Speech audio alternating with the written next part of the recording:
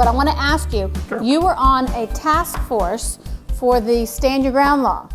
I was. It's the Citizen Safety and Protection Task Force charged by the governor to review Chapter 776, which is Florida's justifiable use of force statutes.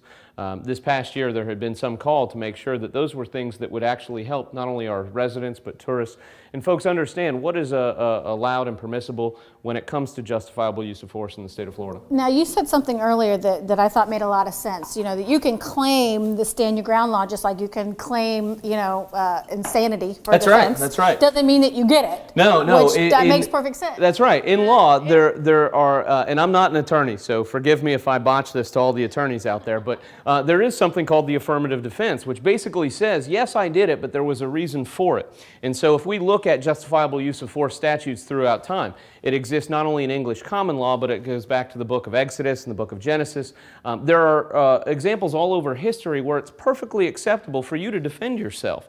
And so as we explain that, it is imperative that we have a consistent application of that throughout every circuit in the state of Florida.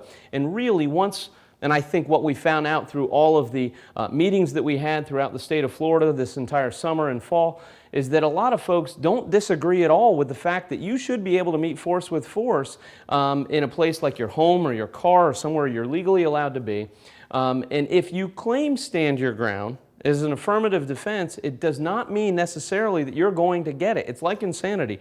There is a hurdle to that to prove it. So every time the media says somebody assaulted somebody and claims Stand Your Ground, understand that that may be their affirmative defense, but it's still up to a court of law to decide whether or not that was legally justifiable.